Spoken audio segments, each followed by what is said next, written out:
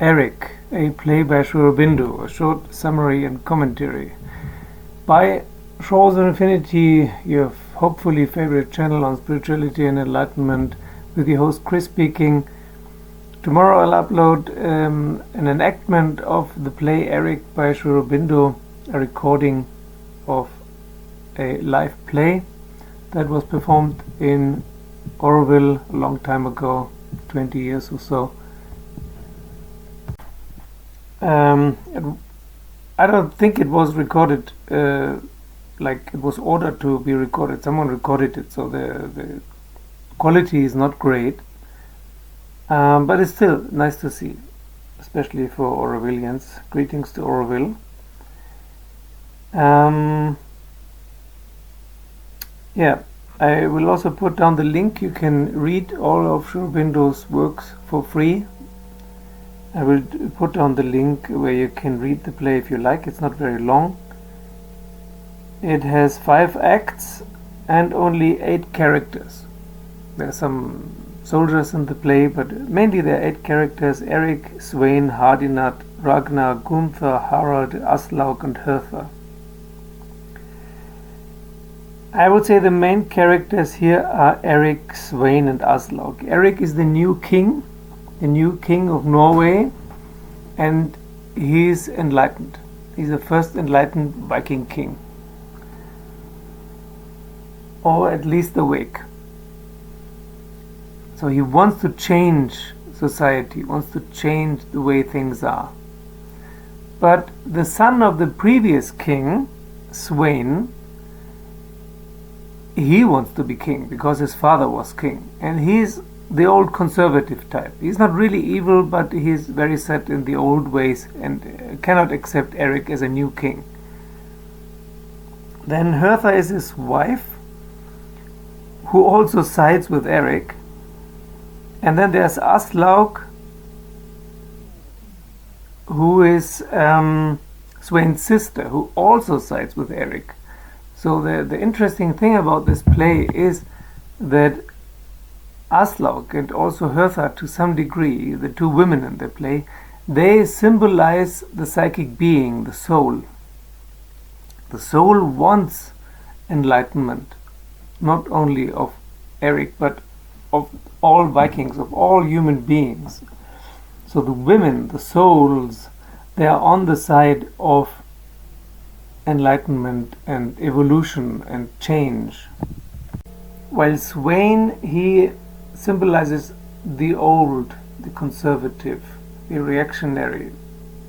Don't rock the boat. Let's keep everything as it is, even if it doesn't work well. The beginning and the end are quite interesting. With Sri Aurobindo, you always have to look at the beginning and the end of every book and every chapter and so on. So it starts with Eric hearing Aslaug sing. They don't know each other yet. He hears her sing, and she sings, where is it? She sings, love, when love desires love, then love is born. Love is the hoop of the gods. The iron is broken, the sword sleeps in the grave of its lord. Love is divine.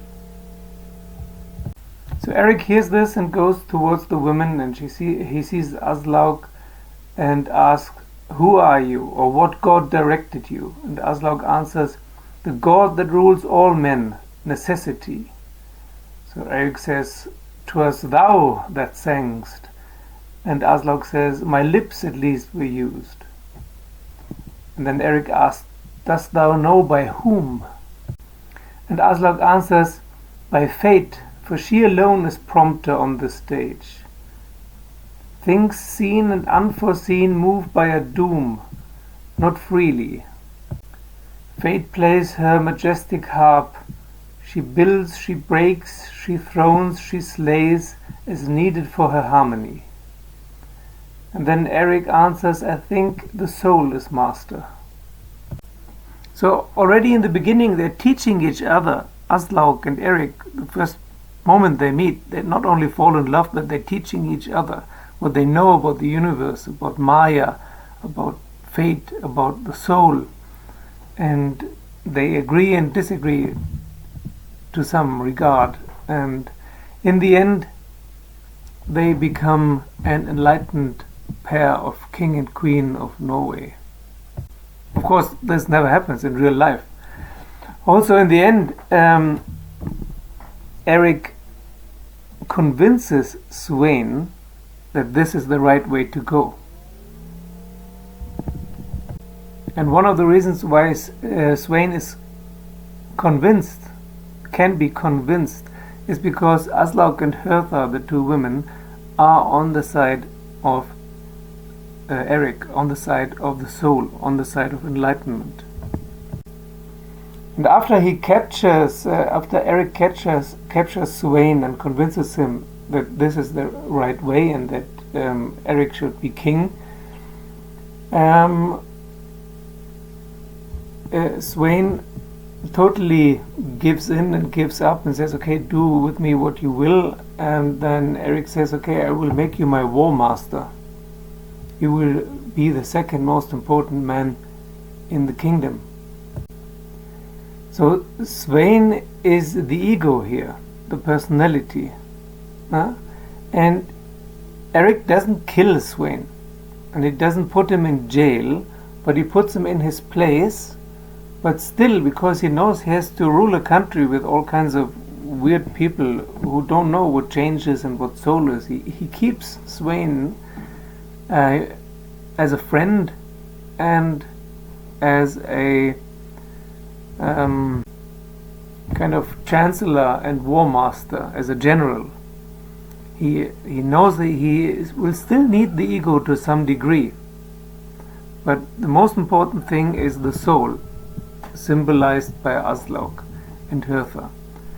So this is a very nice summary also of the Integral Yoga by Sri Aurobindo.